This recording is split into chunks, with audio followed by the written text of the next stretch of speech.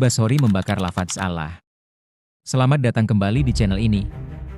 Hari ini, kita akan membahas sebuah postingan Facebook yang viral dan memicu perdebatan sengit di dunia maya. Postingan ini dibuat oleh seorang kiai yang bereaksi keras terhadap sebuah buku yang dikirimkan kepadanya. Mari kita telusuri mengapa reaksi ini dianggap berlebihan, bahkan oleh orang-orang yang mendukungnya. Postingan Facebook tersebut dimulai dengan sebuah kemarahan yang luar biasa. Kiai ini mengklaim bahwa ia akan menuntut penulis dan tim di balik buku tersebut di akhirat, dan tidak akan memaafkan mereka di dunia maupun di akhirat. Pertanyaannya, apakah ini respons yang wajar?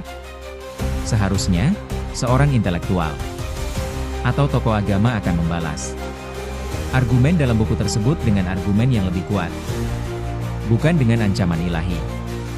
Kiai tersebut menuduh buku ini penuh dengan fitnah, tidak memiliki dasar ilmiah, dan hanya berisi gosip murahan.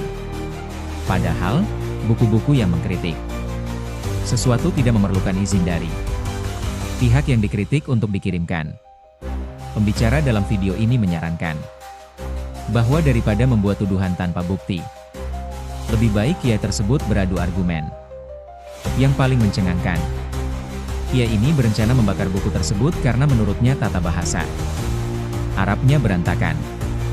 Pembicara video berpendapat bahwa ini adalah reaksi yang kekanak-kanakan. Membakar buku hanya karena kesalahan tata bahasa adalah respons yang tidak proporsional. Reaksi yang berlebihan ini justru menunjukkan bahwa buku tersebut mungkin telah menyentuh poin-poin yang sensitif bagi kiai tersebut. Kiai juga menyerang penulis buku, Imad Banten, dengan mengatakan bahwa ia masih berusia 49 tahun dan kurang ajar serta tidak memiliki rasa hormat. Namun, pembicara video menyoroti keanehan argumen ini. Kebijaksanaan dan kebenaran sebuah argumen tidak ditentukan oleh usia, melainkan oleh kekuatan dalil dan bukti yang disajikan. Selanjutnya, Kiai mengklaim bahwa buku ini telah dipaksakan kepada para kiai senior dan mencemari hati para pembacanya. Pembicara video menyanggah klaim ini dengan logis bahwa menerima sebuah paket bukanlah pemaksaan. Klaim bahwa buku tersebut dapat mencemari hati adalah tuduhan tak berdasar. Sebaliknya, orang yang bijaksana akan membalas ide-ide dalam buku tersebut dengan argumen ilmiah yang kuat, bukan dengan klaim emosional.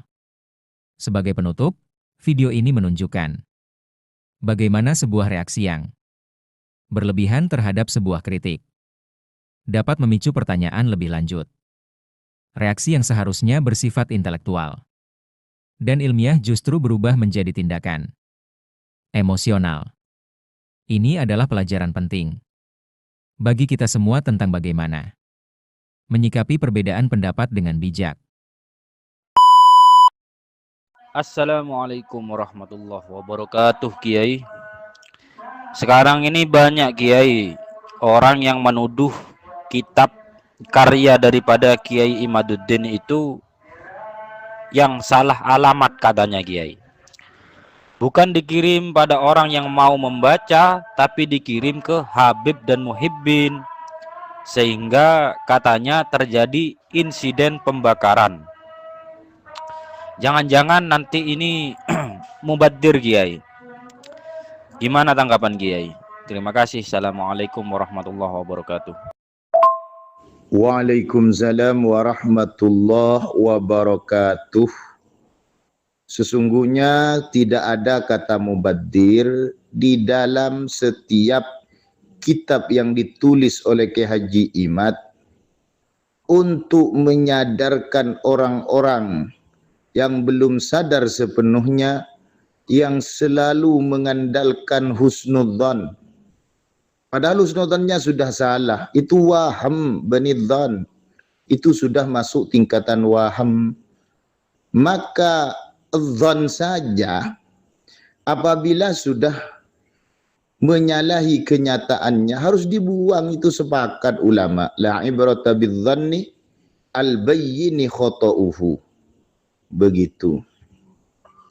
Maka harus dibuang itu dzan. Apalagi ada yang lebih lucu lagi mau nuntut di akhirat. Gimana ini? Padahal setiap pengiriman itu ada pengajuan, ndak boro-boro dikirimin, ndak. Maka jangan pakai polasan lah. Berkatalah dengan jujur karena Allah Subhanahu wa taala, bukan karena kibin demi kabib-kabib.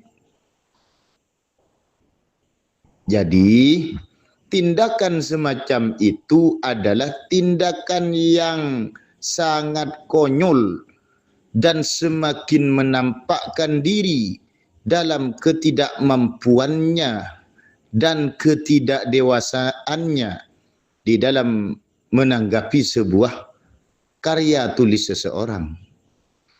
Kalau memang salah, ya pastinya tulis dong kitab tandingan Minhajun Nassabin.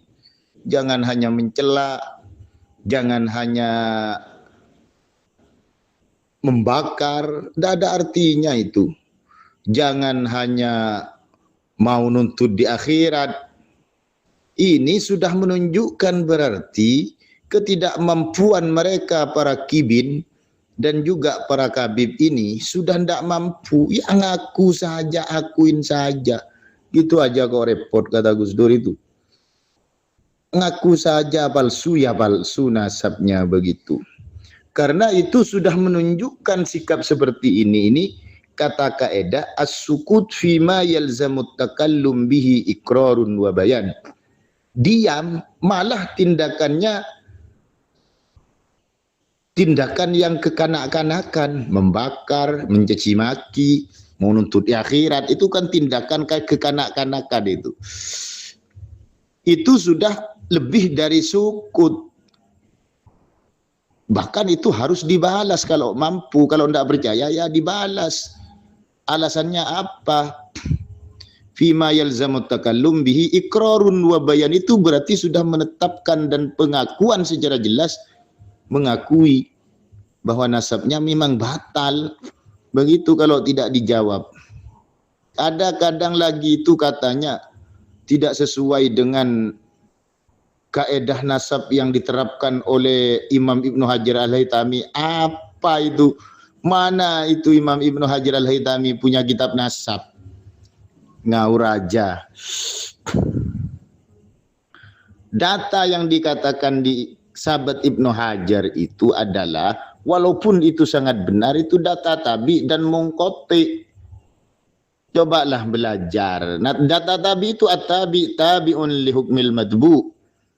Kalau datanya enggak ketemu, apalagi sudah ketemu, enggak ketemu, itu berarti merujuk kepada data yang lebih tua. Apa ya al-burqatul musyiko yang kacau balau itu. Begitu.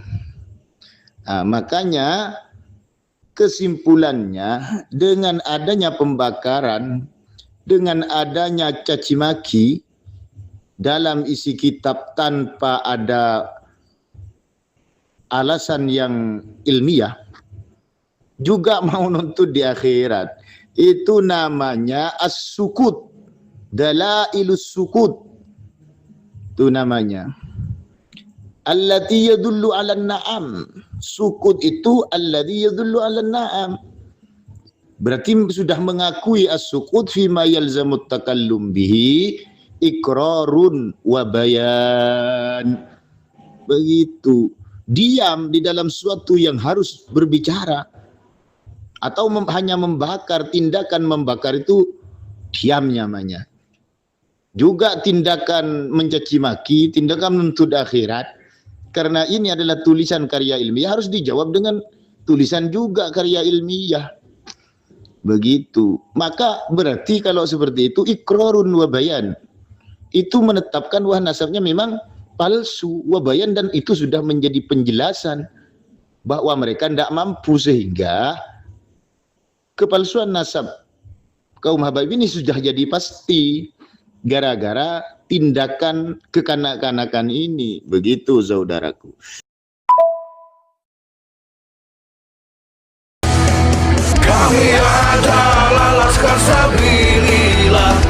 akan gentar meskipun berkalang tanah. Demi bela agama, juga bela negara, ikhlas jihad dan syahid bersama ulama. Relakan kami pergi dan berjuang, jadi perisai trawali dan kebenaran. Meski harus berkorban, nyawa satu di badan, demi kebenaran